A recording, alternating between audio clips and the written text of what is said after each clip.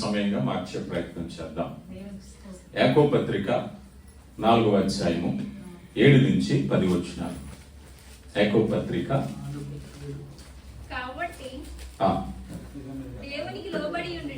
దేవునికి లోబడి ఉండుడి, అపవాదిని ఎదిరించుడి, అప్పుడు వాడు మీ వద్ద నుంచి పారిపోవును. దేవుని యొద్దకు రండి, అప్పుడు ఆయన మీ యొద్దకు వచ్చును. పాపులారా, మీ చేతులను శుభ్రము చేసుకొనుడి, ద్విమనస్కులారా, మీ హృదయములను పరిశుద్ధపరచుకొనుడి, వ్యాకులపడుడి, దుఃఖపడుడి, ఏడువుడి. మీ నవ్వు దుఃఖమునకును, మీ ఆనందము చింతకును మార్చుకొనుడి. ప్రభు దృష్టికి మిమ్మును మీరు తగ్గించుకొనుడి, అప్పుడు ఆయన మిమ్మును. రైట్. ఈ కాంటెస్ట్ వినే ముందు నేను ఒక ప్రశ్న వేస్తాను. ఇక్కడ రక్షణ పొందిన వారు ఎంతమంది? ఇక్కడ రక్షణ పొందిన వారు, నా ప్రశ్నకు సమాధానం చెప్తే నేను ముందుకు వెళ్తాను. రక్షణ పొందిన వారు ఎంతమంది? మరొకసారి అడుగుతున్నాను. రైట్, చేతులు దింపేసేయండి. ఈ వచనాన్ని ఇంతకు ముందు అనేక పర్యాయాలు మేము చదివిన వారు అన్నవారు ఎంతమంది ఉన్నారు? ఇంతకు ముందు మేము ఈ వచనాన్ని చదివాము, దీని గురించి ఒక చిన్న అవగాహన ఉంది అనేటువంటి వారు. రైట్. ఈరోజు ఈ పూర్తి చిత్రాన్ని నేను మీకు చూపించాలని ఆశపడుతున్నాను. ఇప్పటి వరకు చాలా విషయాలు మాట్లాడారు. సంఘం కట్టబడేది వాక్యం మీద. ఈ వాక్యాన్ని మీ ముందు ఉంచుతున్నాను. ఈ వాక్యంలో మీరెంత బలంగా ఉన్నారో, ఈ వాక్యంలో సంఘం ఎంత బలంగా ఉందో తెలుసుకునేటువంటి ఒక చిన్న పరీక్ష ఈ వచనం. ఈ వచనము యాకోబు గారు తెలియపరుస్తూ విశ్వాసమును క్రియల గురించి విస్తారంగా మాట్లాడి, ఈ 3-4 వచనాల్లో మాట్లాడే మాటల్లో ప్రభు యొద్దకు రండి, ఆయన యొద్ద తగ్గించుకుని, అపవాదిని ఎదిరించుడి, వాడు మీ యొద్ద నుంచి పారిపోతాడు, మీరు అభివృద్ధి చెందుతారు, మీరు హెచ్చింపబడతారు. ఇవన్నీ కూడా చాలా సింపుల్ వర్డ్స్ లో యాకోబు గారు చెప్తున్నారు. బట్ నథింగ్ బట్ ఇది సాల్వేషన్, రక్షణ గురించి మాట్లాడుతున్నారు. ఈ సందర్భం ఏమిటంటే రక్షణ గురించి. నేను మిమ్మల్ని ప్రశ్న వేస్తాను, ఎంతమంది రక్షణ పొందారు అని. సో ఈ కాంటెక్స్ట్ లో మనం ఎక్కడున్నామో తెలుసుకునే ప్రయత్నం చేద్దాం. దీన్ని మీకు వివరించి చెప్తున్నాను. ఈ 4వ అధ్యాయం 7వ వచనంలో, కాబట్టి దేవునికి లోబడి ఉండుడి. వచనాన్ని ఎలా చదవాలో నేను వినిపిస్తాను ఇప్పుడు. అక్కడ ఆగండి. ఏం చేయాలంటే ఫస్ట్ లోబడి ఉండుట అన్నారు. దీన్ని ఒక మాటలో చెప్పాలంటే సబ్మిట్. సాధారణంగా దీన్ని తర్జుమాలలో మిలిటరీ అధికారానికి లోబడి ఉండుట అంటారు కదా. మిలిటరీ అధికారాల్లో ఎలాగా అధికారికి లోబడి ఉండాలో, కమాండ్కి లోబడి ఉండాలో, డ్యూటీకి లోబడి ఉండాలో అనేది పూర్తి చిత్రాన్ని మనం చూస్తాం. ఇక్కడ మొట్టమొదటిగా ఏమంటున్నారంటే లోబడి ఉండుట అన్నారు. ఈ లోబడి ఉండటం దేనికి, ఎవరు లోబడాలి అని అంటే, ఒక వ్యక్తి ఈ భూమి మీద లోబడి ఉండడానికి 2 అధికారాలు ఉన్నాయి. ఒకటి దేవుని అధికారం, రెండవది చీకటి అపవాది అధికారం. ఈ అపవాది అధికారంలో ఉండేటువంటి మనిషి ఇప్పుడు అపవాదిని ఎదిరించాలి అని అంటే ద ఫస్ట్ థింగ్ ఏమంటున్నారంటే, మీరు అపవాదిని ఎదిరించుడి అని చెప్పే ముందు ఫస్ట్ దేవునికి లోబడాలి అన్నారు. జాగ్రత్తగా గమనించాలి. ఫస్ట్ ఎవరికి లోబడాలి? దేవునికి లోబడాలి. దీన్ని ఎలా చెప్పాలి అని అంటే, ఉదాహరణకి ఎవరైనా సరే ఒక వ్యసనంతో ఉన్న వ్యక్తిని, ఏదైనా ఒక బలహీనతతో ఉన్న వ్యక్తిని, ఒక పాపంతో ఉన్న వ్యక్తిని సాధారణంగా మనం దేవుని సన్నిధికి రమ్మంటే వాళ్ళు చెప్పేది ఏమిటంటే, ఈ వ్యసనం అంతా విడిచిపెట్టాక అప్పుడు నేను దేవుని సన్నిధికి వస్తాను అని చెప్తూ ఉంటారు చాలా మంది. ఫస్ట్ థింగ్ ఏమిటట, దేవునికి లోబడాలి అనట. దేవుని అధికారానికి లోబడాలి. ప్రతి మనిషి ఏదో ఒక అధికారానికి లోబడే ఉన్నాడు. ఎలా చెప్తాం? యేసు ప్రభు వారు అంటారు కదా, ఎవడును 2 యజమానులకు దాసుడుగా ఉండలేడు. ఎవరు కూడా ఇద్దరు యజమానులకు దాసులుగా ఉండరు. ఒకరిని సేవిస్తాడు, ఒకరిని ద్వేషిస్తాడు. అవునా కదా? ఈరోజు మనం చీకటి అంధకారం అనేటువంటి అపవాది అధికారం ఒకటి ఉంది, దేవుని అధికారం ఒకటి ఉంది. గమనించండి. ఇప్పుడు మనం ఏ అధికారానికి లోబడ్డాం? ఒక వ్యక్తి పాపంలో, అసూయలో, కోపంలో, ద్వేషంలో, వ్యామోహంలో ఎందులో ఉన్నప్పటికీ ఆ వ్యక్తి ఏ అధికారానికి లోబడుతున్నాడు? రైట్.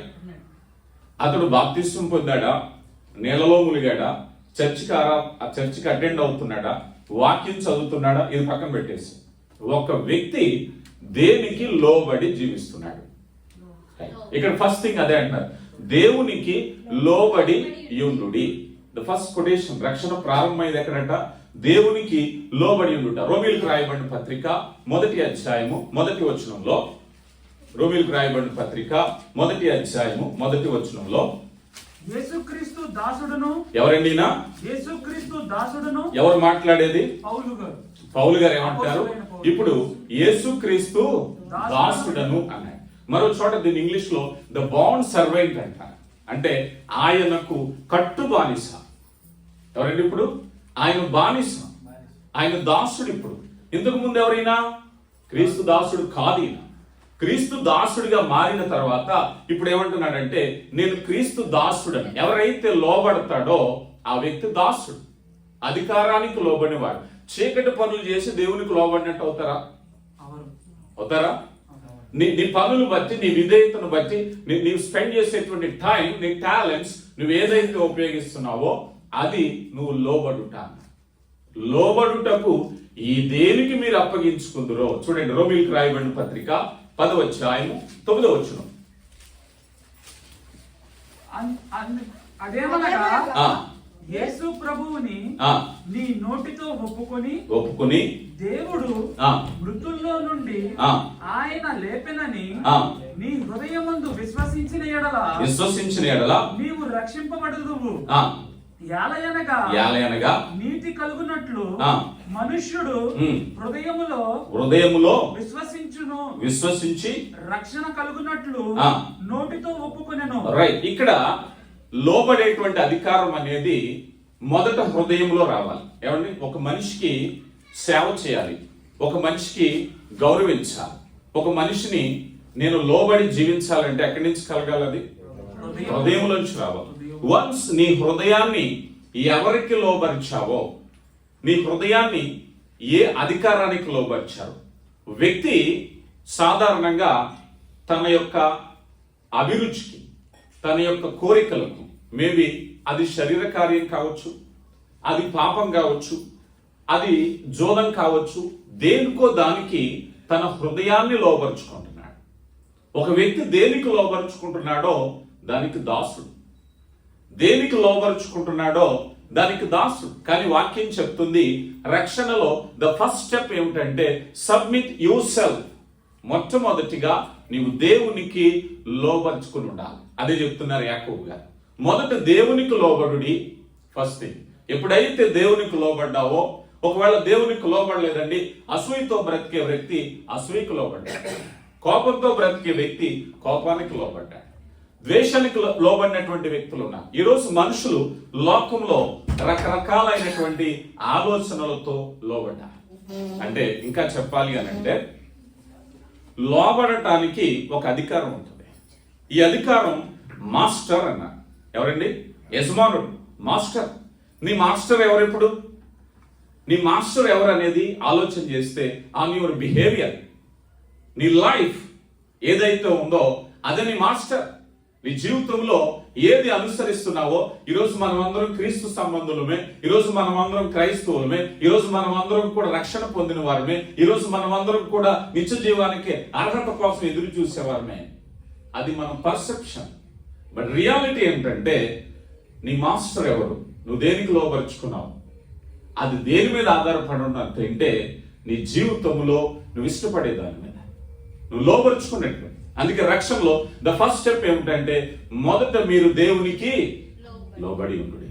ఎప్పుడైతే లోబడుతున్నామో, ఎప్పుడైతే అయ్యా నా జీవితం మీద నాకే విధమైన వ్యామోహానికి రైట్ లేదు, నాకే విధమైన జోదానికి రైట్ లేదు, దేవుడు అసహించుకునేటువంటి ఏ శారీరక కార్యానికి నేను లోబడి లేను అంటే, ఆత్మ కార్యానికి లోబడి ఉంటే దేవునికి లోబడి ఉన్నట్టే. This is the first step. రక్షణలో మొదటి ఆలోచన. చాలా మంది లోకానికి లోబడి దేవునికి లోబడినట్టు నటిస్తారు కదా.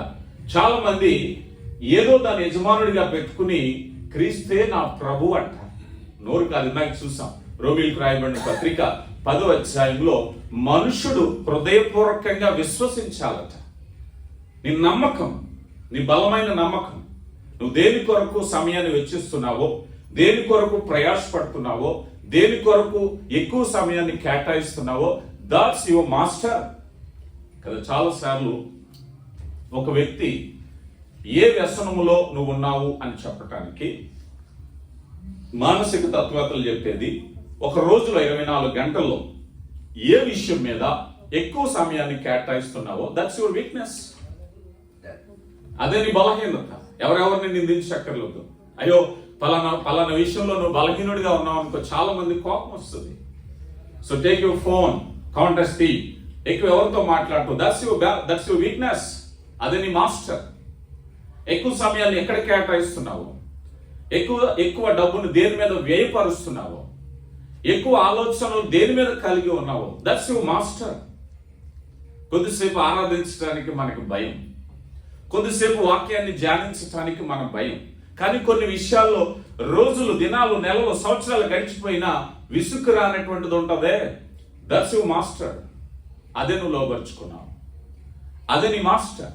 అప్పుడు రెండవదిగా అంటున్నారు, రండి యాకోబు పత్రిక 4వ అధ్యాయం 7వ వచనం. ఏం చేయాలంటే ఇప్పుడు ద సెకండ్ స్టెప్ ఏమిటంటే అపవాదిని ఎదిరించడానికి ముందు ఏం జరగాలి?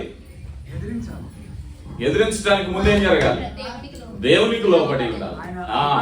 మొదట దేవునికి లోబడిన తర్వాతే అపవాదిని నువ్వు ఎదిరించగలుగుతావు. ఎందుకనంటే ఇప్పుడు దేవుని లోబడిన తర్వాత అపవాదిని ఎదిరించడానికి మీకు క్లియర్ పిక్చర్ చెప్తాను. ఎప్పుడైనా సరే ఒక యుద్ధరంగం ఉంది. ఒకవైపు ఒక సైనిక ట్రూప్ ఉంది, మరొక వైపు ఒక సైనిక ట్రూప్ ఉంది. వీరు ఆయుధాలు ధరించారు, వీరు ఆయుధాలు ధరించారు. ఇద్దరు యుద్ధం చేసుకుంటున్నారు. వీరిని చంపాలని వాళ్ళు, వాళ్ళని చంపాలని వీళ్ళు. మధ్యలో ఒక ఆయన భుజాన్ని గన్నేసుకుని ఖాళీగా తిరుగుతున్నానంటే ఎవడన్నా నమ్ముతాడా? ఎవరన్నా నమ్ముతారా? బ్యాటిల్ ఫీల్డ్ లో ఎన్నున్నాయి? 2 వర్గాలు, అట ఇట, అంతే కదా. అబ్బాయి లేదండి నేను న్యూట్రల్ గా ఉన్నాను అన్నవాడు ఎవరైనా ఉంటాడా? కాల్చి పడేస్తాను. నువ్వు అటైనా ఉండాలి, ఇటైనా ఉండాలి. ఇప్పుడు నీవు దేవుని పక్షంగా ఉన్న తర్వాత అపవాదిని ఓడించా. అపోస్తులైన పౌలు అంటున్నారు కదా, మీరు అపవాది తంత్రములను ఎరగని వారు కాదు అంటున్నారు. ఇప్పుడు మీకు అర్థమయ్యేలా చెప్తాను. ఒక వ్యక్తి పోరాడుతున్నాడు, జీవితంలో పోరాడుతున్నాడు, ఆత్మీయ యుద్ధం చేస్తున్నాడు. యుద్ధం చేయని వాడంటూ ఎవడూ లేడు. ఈరోజు లోకంలో దేవుని అంగీకరించిన ఒక వర్గం ఉంది, విగ్రహారాధన చేసే ఒక వర్గం ఉంది, నాస్తికులనే మరొక వర్గం ఉంది. అవునా కాదు? వీళ్ళని ఏమంటాం? ఇప్పుడు వీళ్ళని ఏమంటాం? అర్థం అవ్వాలి అని అంటే, ఎప్పుడైతే దేవుని పక్షంగా అపవాదితో నువ్వు పోరాడట్లేదో నువ్వు దేవునితోనే పోరాడుతున్నావు. అలాగే లేదండి నేను దేవునితో పోరాడట్లేదు అని మనం అనుకుంటే, ఏమండి అని మనం అనుకుంటే యుద్ధ రంగంలో, లేదండి నేను దేవుని వైపు నుంచి అపవాదితో పోరాడట్లేదు కానీ దేవుడు అంటే నాకు ఇష్టం అని అంటే, వన్స్ నువ్వు దేవునికి వ్యతిరేకంగా అపవాది పక్షంగా ఉన్న ప్రతిసారి కూడా దేవునితోనే పోరాడుతున్నావు. ఎలా పోరాడుతున్నావో చెప్తా. ఉదాహరణకి ఎవరైనా ఒక వ్యక్తి నాస్తికుడు, ఏమండి అతడు నాస్తికుడు, దేవుడు అంటే నమ్మడు, దేవుడు లేదు దయ్యము లేదు అంటాడు. ఇతను దేవునికి వ్యతిరేకంగా ఎలా ఉన్నాడు? అపవాది చేసే పని ఏమిటంటే దేవుని మనసు గాయపరచాలి. ఈ భూమి మీద మనుషులందరినీ ప్రేమించేది దేవుడే. ఒకవేళ ఈ మనుషులు నువ్వు నష్టపోతే, నరకానికి వెళితే బాధపడేది ఎవరు? దేవుడే. అవునా కాదు? దేవుని యొక్క వ్యతిరేకమైన పోరాటం, అపవాది చేసే పోరాటంలో అపవాది దగ్గర చాలా తంత్రాలు ఉన్నాయి. ఒక ఆయన విగ్రహారాధనలో పడి దేవునికి వ్యతిరేకంగా మనసు గాయపరుస్తున్నాడు, ఒక ఆయన జోదంలోకి వెళ్ళాడు, ఒక ఆయన మోసంలోకి వెళ్ళాడు, ఒక ఆయన మరొకటి ఏదో చేస్తున్నాడు, మరొక ఆయన దేవుడే లేదంటున్నాడు. వీళ్ళందరూ ఒకటి రూపే, వీళ్ళందరూ కూడా ఒకటి రూపే, దేవుని మనసు గాయపరిచే వాళ్ళే. మనం ఆదికాండం 6వ అధ్యాయంలో నరులను చేసినందుకు దేవుడు హృదయంలో సంతాపపడింది. అవునా కదా? ఇప్పుడు దేవుని ఎరగని స్థితి ఏదైనా సరే మనిషి చేసే ప్రయత్నం దేవునికి వ్యతిరేకమైన పోరాటమే. ప్రియులారా గమనించండి, ఈ దేవునికి వ్యతిరేకమైనటువంటి పోరాటంలో ఈ దేవునికి వ్యతిరేకంగా పోరాడేటటువంటి వ్యక్తులే ఇప్పుడు అపవాదిని ఎదిరించుడి అన్నారు. అపవాదిని ఎదిరించడం అని అంటే ఎవరైతే అపవాదిని ఎదిరించట్లేదో ఏం చేస్తున్నారు ఇప్పుడు చెప్పాలి? ఏ పక్షంలో యుద్ధం చేస్తున్నారు? వారిలో రెండు సెక్షన్స్ ఉన్నాయి. దేవునికి వ్యతిరేకంగా యుద్ధం చేస్తారు. యాకోబు గారు అంటారు కదా, మీరు పోరాడుచున్నారు కానీ ఏం చేస్తున్నారంటండి? మీరు పోరాడుచుంటున్నారు కానీ మీరు పొందుకోవట్లేదు. పోరాటం మీలో యుద్ధములు జరుగుతున్నవి. ప్రతివారు యుద్ధం చేస్తున్నారు, ప్రతివారు పోరాడుతున్నారు.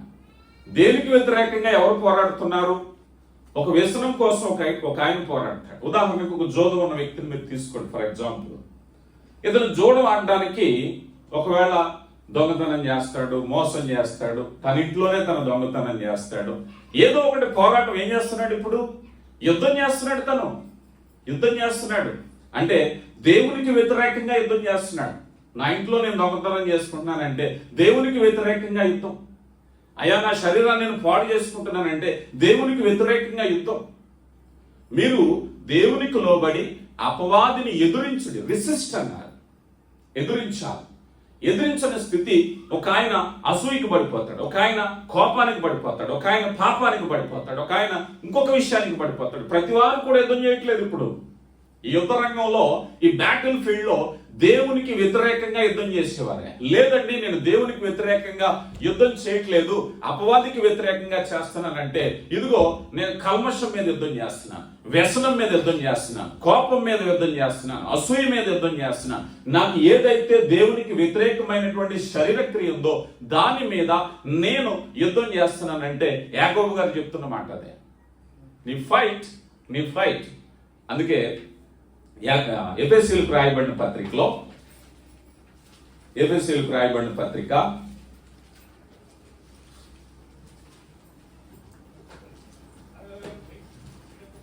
2వ అధ్యాయము మొదటి 3 వచనాలు. మీ అపరాధముల చేతను పాపముల చేతను మీరు చచ్చిన వారై ఉండక ఆయన మిమ్మల్ని క్రీస్తుతో కూడా బ్రతికించెను. చదవండి. మీరు వాటిని చేయొచ్చు వాయుమండలం సంబంధమైన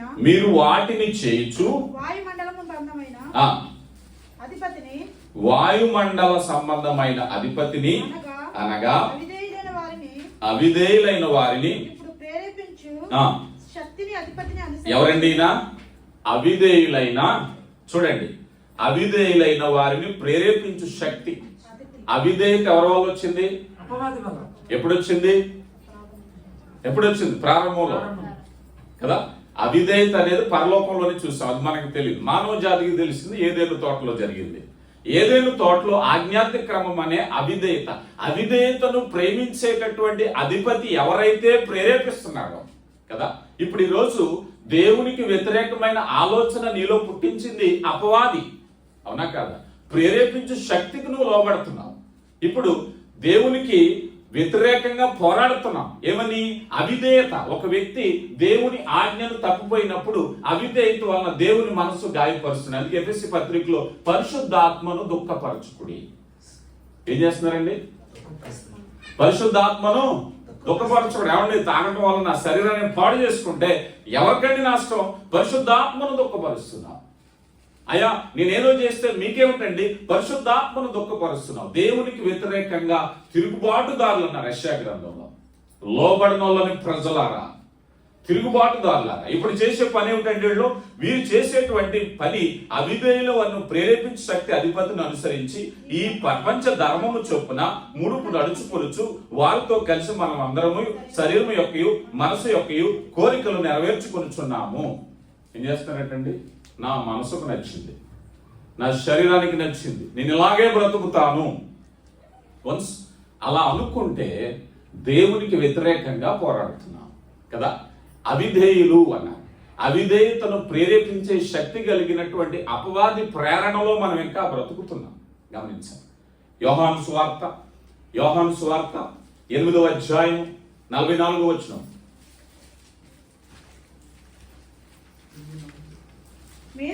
మీరు జాగ్రత్తగా వినాలి. మీ తండ్రి యగు అపవాది సంబంధులు మీ తండ్రి దురాశలు ఏం చేస్తున్నారంటండి? జాగ్రత్తగా వినాలి ఈ మాటలు. మీకు అర్థం కావాలంటే చాలా మంది పిల్లలు, మనం కూడా అంటాం, మా తండ్రి ఆశయాలు నెరవేర్చడానికి నేను ఇల్లు కట్టాను, నేను ఏదో పని చేశాను, నా తండ్రి ఆశయాలు నెరవేర్చాలి. తండ్రి అంటే మనకి చాలా ఇష్టమే. యేసుప్రభు వారు అంటున్నారు, మీరు మీ తండ్రి యొక్క అపవాది ఆశయాలు నెరవేరుస్తున్నారంట. మీరు ఏం నెరవేరుస్తున్నారు ఇప్పుడు? అపవాదికి ఉండేటువంటి తలంపులు ఏంటి? అపవాది ఆశలు ఏమిటి? మనిషి దురాశతో ఉండడం, అలజడితో ఉండడం, సంఘాల్లో గొడవలు రావటం, అసూయలు రావటం, తగ్గించుకోలేకపోవటం, క్షమాపణ లేకపోవటం, అపవాది యొక్క ఆలోచనలు మీరు నెరవేరుస్తున్నారు ఇప్పుడు. రైట్? ఇప్పుడు ఉదాహరణకు అనుకుందాం, నేను తగ్గించుకుంటున్నాను అని అంటే మీ పరలోకపు తండ్రి ఆలోచన మీరు నెరవేరుస్తున్నారు. నేను తగ్గించుకోను అనుకుంటే మీ అపవాది తండ్రి, మీ తండ్రి అయిన అపవాది ఆలోచనలు నెరవేరుస్తున్నారు. మీ తండ్రి అయినటువంటి అపవాది యొక్క ఆలోచన పక్షంగా దేవునికి వ్యతిరేకంగా పోరాడుతున్నారు.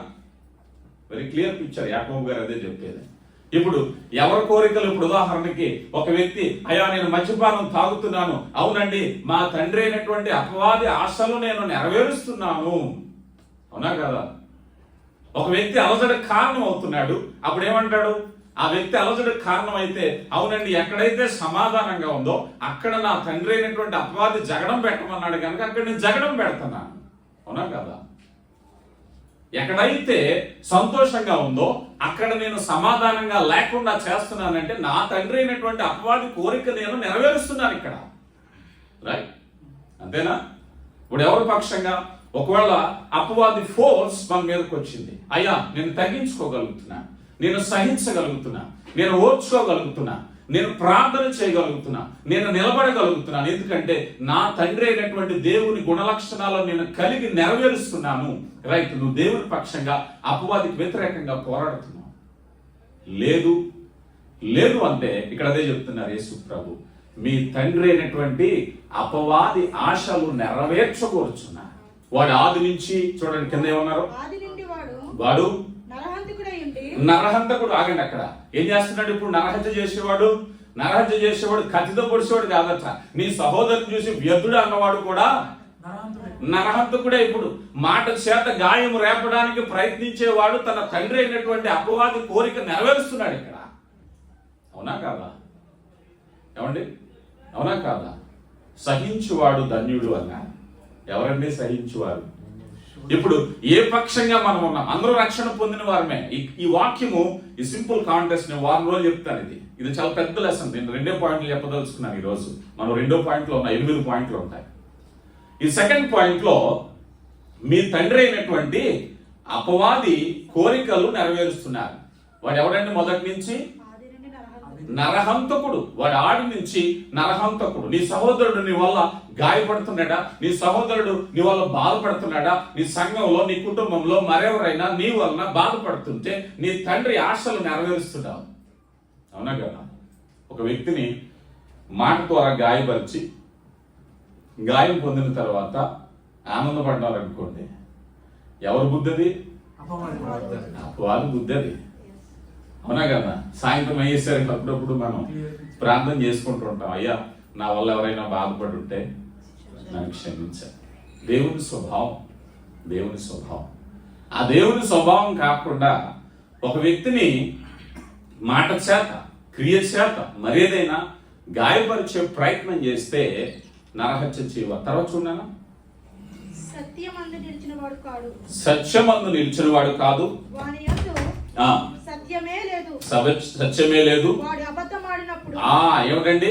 అబద్ధం ఆడేవాడు తన తండ్రి. ఎవరండి అబద్ధం ఆడేవాడు? తండ్రి ఎవడు? అపవాది.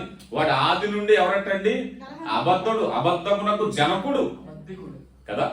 ఇప్పుడు అబద్ధం ఆడేవాడు, కొండేలెట్టేవాడు, తండ్రులు పెట్టేవాడు, ఇబ్బందులు పెట్టేవాడు, జగడాలు పెట్టేవాడు, నరహత్య చేసేవాడు, విరోధపడేవాడు ఎవరి పక్షంగా యుద్ధం చేస్తున్నాడు? ఇప్పుడు మనం అనుకుంటున్న చిన్నదే కదండి అబద్ధం అని. కానీ నీవు నీ తండ్రి అయినటువంటి అపవాది పక్షంగా పోరాడుతున్నావు. నువ్వు ఇక్కడ నీ పోరాటం ఏంటి? ఇప్పుడు నీ తండ్రి అయిన అపవాదిని గెలిపించడానికి నీ పాటలు.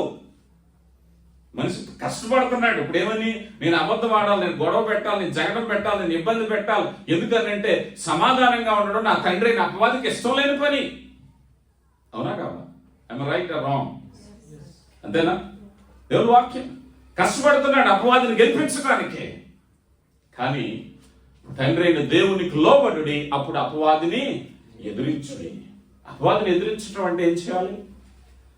అపవాది క్రియలను ఎరిగిన వారుగా వాటిని ఎదిరించడమే మన పని ఇక్కడ. ఒకవేళ నువ్వు రక్షణ పొందినట్లయితే ఇది నీకోసమే.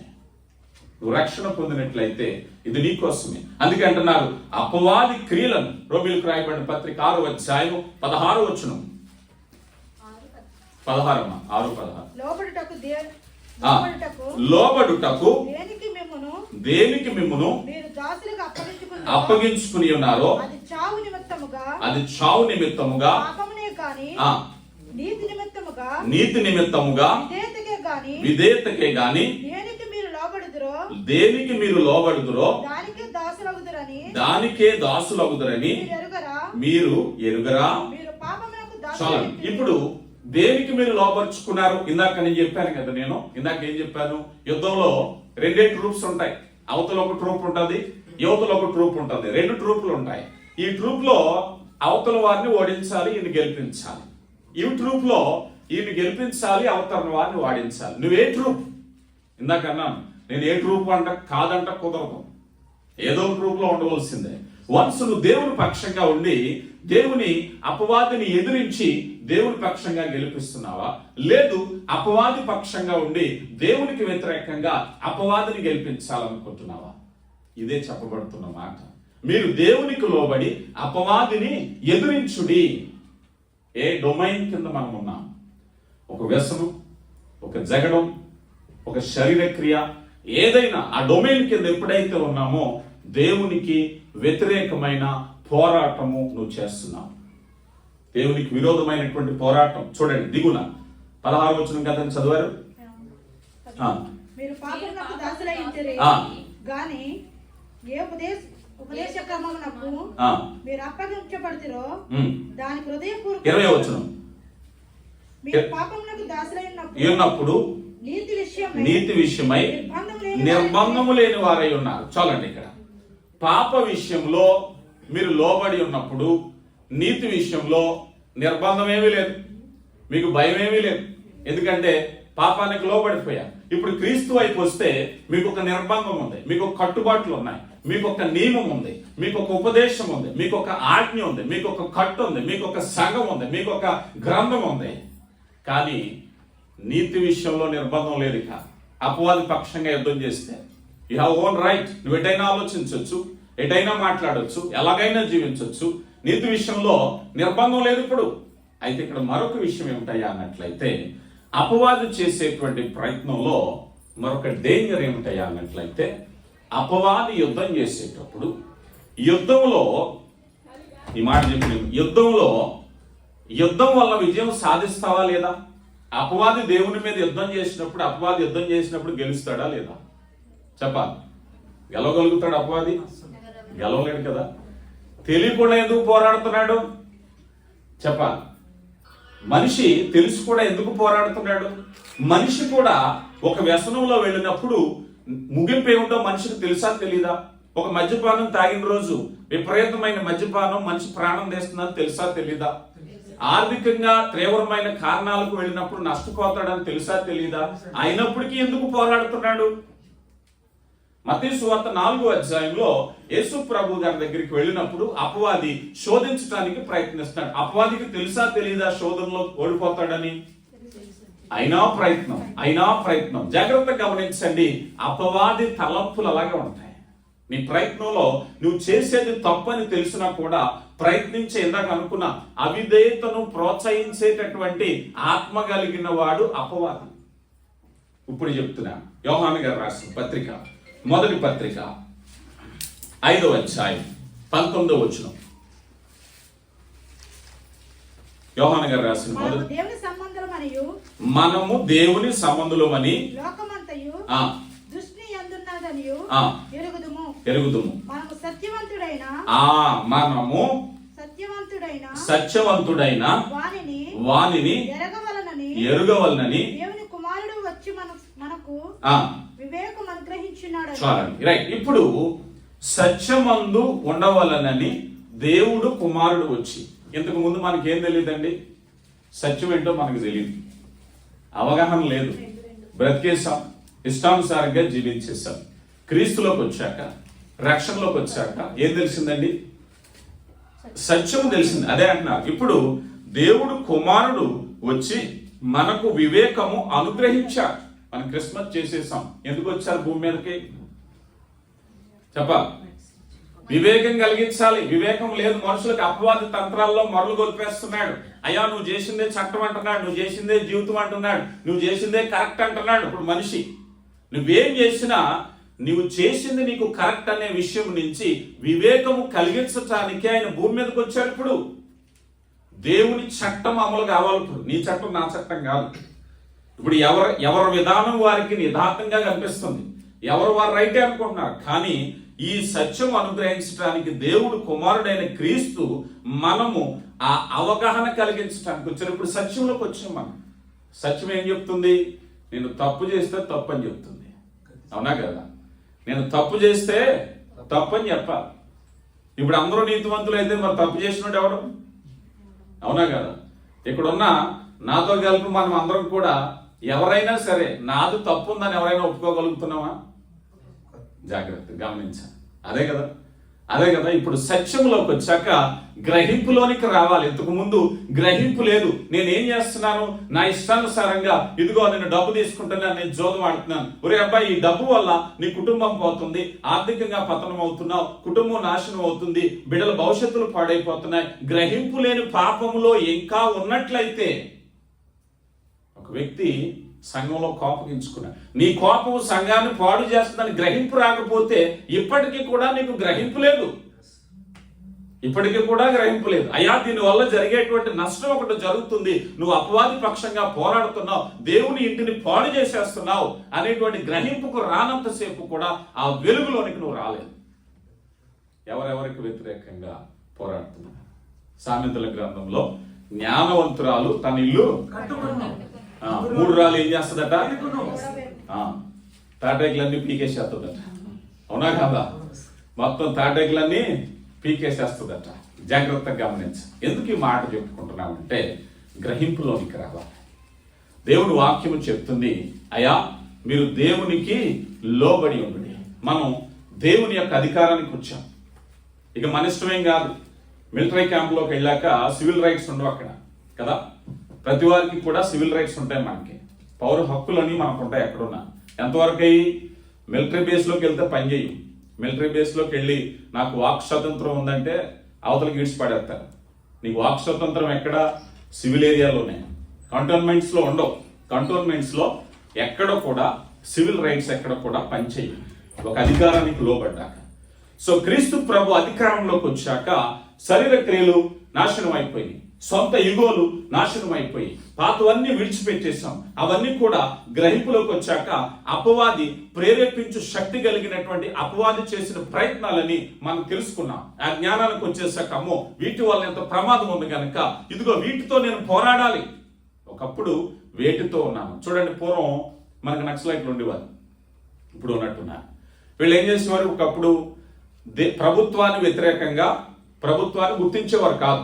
ప్రభుత్వం అంటే మేము గుర్తించం, ప్రజల పక్షంగా మేము చేస్తున్నాం. సాధారణంగా ఒక ఆయుధం కావాలి అంటే ప్రభుత్వానికి సంబంధించిన అధికారులు లేదా లైసెన్స్ పొందిన వాళ్ళు కావాలి. కానీ నక్సలైట్లు అందరూ కూడా వెపన్స్ కలిగి ఉంటారు. కొంతకాలానికి మేము ప్రభుత్వానికి లోబడిపోతున్నాం అన్నారనుకోండి, జనజీవన స్రవంతిలో కలిసిపోతున్నాం అంటారు. ఈ ఆయుధం వారికి అప్పగించి, అయ్యా ఇప్పటి వరకు మేము వ్యతిరేకించిన ఈ ప్రభుత్వాన్ని మేము గుర్తిస్తున్నాం, మేము గౌరవిస్తున్నాం, ఈ ప్రభుత్వానికి లోబడి మేము బ్రతుకుతాం అనేది నినాదంతో లోబడాలి.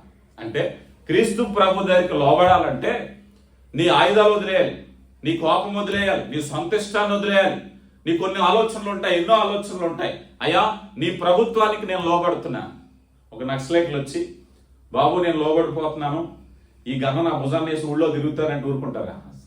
ఊరుకోరా? అక్కడ హ్యాండ్ ఓవర్ చేసే ముందు అది మరణకరమైనది, ప్రమాదకరమైనది, అది నీ దగ్గర ఉండడానికి వీల్లేదు. అన్ని హ్యాండ్ ఓవర్ చేసి లోన్కి వచ్చాయి. ఈరోజు దేవుని దగ్గరికి లోబడే అధికారానికి మనం వస్తే, అయ్యా ఇదిగో ఇప్పటి వరకు నేను జీవించినటువంటి ఇదేదైతే జీవితం ఉందో ఇది అపవాది శక్తి నేను గమనించాను కనుక నీ ప్రభుత్వానికి నేను లోబడుతున్నా. ఇక వీటిని అన్నిటినీ విడిచిపెడతాను, అవసరమైతే నీ పక్షంగా నేను పోరాడతాను. లేదండి నేను ఇక్కడే ఉంటాను నీ పేరు చెప్పుకుంటాను అని అంటే నమ్మక ద్రోహం కంటే కదా, దాన్ని ఏమన్నారు? రాజద్రోహం. దేనికైనా క్షమాపణ ఉంటుంది కానీ రాజద్రోహానికి భయంకరమైన శిక్ష. ఈరోజు చాలా మంది రాజద్రోహం చేస్తున్నారు కదా. దేవుని పేరు చెప్పుకుని అపవాది పక్షాన్ని చేరిన వారందరూ కూడా రాజద్రోహులు. ఎక్కడో ఉన్న మనల్ని దేవుడు అంతఃపురంలో పెట్టుకుంటా అన్నాడు. అంతఃపురంలో ఉండి దేవునికి వ్యతిరేకంగా ప్రవర్తించినట్లయితే అంతకు మించిన రాజద్రోహం లేదు. దాన్నే ప్రభువారి పరిభాషలో వేషధారణ అన్నారు. ఏమన్నారు? వేషధారణ. అందుకని దేవుని కృపను బట్టి మనం దేవునికి లోబడాలి. దేవునికి లోబడిన మనము అపవాదిని ఎదిరించాలి. నాకు వాన్ లేదంటే కుదరదు. చివరిగా ఒక 3 నిమిషాలు ఎఫెసీయులకు రాయబడిన పత్రిక 6వ అధ్యాయం. ఎఫెసీయులకు రాయబడిన పత్రిక 6వ అధ్యాయం 10వ వచనం. తుదకు ప్రభు యొక్క మహాశక్తిని బట్టి ఆయన యందు బలవంతులై ఉండుడి. ఎలా ఉండాలండి? ఎవరి యందు? మీ సొంత బలం కాదు. ఇప్పుడు బలం చూపించమన్నారు అనుకోండి, ఇప్పుడు అందరూ బలవంతులమే. కోపం చూపించమన్నాం అనుకోండి, ఎవ్వరు తగ్గరు ఇక్కడ. కానీ ప్రభునందు బలవంతులై ఉండడం అంటే మీరు బలవంతులై ఉండమంటలేదు. ఎవరందు? ప్రభునందు బలవంతులై ఉండండి. ఎలా ఉండాలి ఇప్పుడు బలం? ప్రభు బలం మనకి ఏమిచ్చింది? తగ్గింపును. ఇందాక కోటి గారు నాకు చెప్పారు, క్షమాపణ, నన్ను ఎవరో పట్టించుకోలేదు వేదిక మీద. నేను వచ్చాను, నన్ను ఎవరో పట్టించుకోలేదు. బట్ నేను ఎప్పుడు అట్లా బాధపడ్డా. ఎందుకంటే నా స్థితి, నా పరిచర్య, నా దేవుని పిలుపు నాకు తెలుసు. నా ప్రభుకే అదే క్రిస్మస్ లో పొత్తుగుడ్డలో చుట్టి స్థలము లేనందున అన్నారు. ఆ వాక్యం తెలిసి నేనెందుకు కలుగుతాను? నేనెందుకు కలగాలి? అంతే కదా. నా ప్రభుకే స్థానం లేదు ఈ లోకంలో. ఆ స్టేజ్ మీద నాకు లేకపోతే నాకు బాధ. నేనేమాత్రమో కోప్పడలేదు. అడగండి. ఎందుకు ఇక్కడే కాదు, ఎందుకనంటే దట్స్ మై మేనర్. నేను గతంలో ఒకసారి చెప్పాను ఇక్కడే, రాజ్ కుమార్ గారు, నేను ఎప్పుడు వచ్చినా ఇక్కడికి వచ్చి వాక్యం అంటానికి కూడా నాకు అబ్జెక్షన్ లేదు. అన్ని స్థితులను దేవుడు నేర్పించారు. ఎందుకంటే నా ప్రభు నేను కలిగి ఉన్నాను కనుక నా ప్రభుని 10 మందికి నా ద్వారా చెప్పాలి అంటే ఐఎమ్ ద మోడల్. నేను ఒక మాదిరి, నేను ఒక రిప్రజెంటేటివ్ గా నేను ఉండాలి. నేను ఇసుక్కుని అరుక్కుని నేను అంత దూరం వెళ్ళినా కూడా రాజ్ కుమార్ గారు ఆయన 10 మంది వచ్చి బతిమాలి నన్ను తీసుకొస్తే ఇక నా గొప్పే ఉంది ఇక. అంతేనా? సో రియాలిటీ ఏమిటంటే దేవుని కృప మనం తగ్గించుకోవటమే. ఏ విషయంలోనైనా ఆయన వచ్చి నాకు ఇదిగో ఇదే ఆఖరి రోజు అన్నాడు ఆయన. ఇక దేవుని ప్రేమ ఏమని చెప్పండి? ఎక్కడైతే విమర్శింపబడుతున్నావో నీలో ప్రభు అక్కడ మహింపరచబడుతున్నాడు. బలా నమ్మకమైన మంచు దాసుడు అని ఒక స్వరం మనం వినబోయేటటువంటి రోజు వస్తుంది. ఇప్పుడే కాదు, ఎక్కడైనా సరే. నేను చాలా సార్లు నా బిడ్డలు ఎక్కడైనా నన్ను ఎందుకు ఇష్టపడతారంటే పెళ్లికి పిలుస్తారు. పెళ్లికి పిలిస్తే వాళ్ళకి తెలియకుండా దొంగతనంగా బంతులో కూర్చుని ఫోన్ చేస్తాను. అంతమందిని వదిలి అయ్యో ఇక్కడ కూర్చున్నారంటే, అమ్మా మీ ఇంట్లో పెళ్లి 1000 మందిని పిలుచుకున్నావు, 1000 మందిని వదిలి నా ఒక్కడి గురించి పక్కన టేబుల్ వేసి పెట్టమంటే నాకన్నా బుద్ధిహీనుడు ఇంకొకడు ఉండడు. వాళ్ళు గొడవ చూడేది. నాకు అభిమానం ఉంటే మరో రోజున వస్తాను, అప్పుడు నన్ను గౌరవించు. ఎంతమందిని వాళ్ళందరినీ వదిలేసేసి ఒక్కొక్కరు గొడవెట్టిన భాషలు కూడా నాకు తెలుసు. గొడవెట్టిన భాషలు నాకు తెలుసు. కానుకల కోసం గొడవ పెట్టిన వాళ్ళు నాకు తెలుసు. రకరకాల గొడవలు నాకు తెలుసు. అన్ని అనుభవాలు తెలుసు. ఎందుకనంటే క్రీస్తులో అనుభవ పాఠాలు అప్పుడే పరిపూర్ణతలోకి వస్తాం. కానీ ప్రియ దేవుని సంఘమా, నేను ప్రేమించే సంఘంగా అభివృద్ధి చెందాలని, ఐక్యంగా ఉండాలని కోరుకుంటున్నాను. దేవుడు మిమ్మల్ని బహుగా దీవించి ఆశీర్వదించును గాక. ఆమేన్.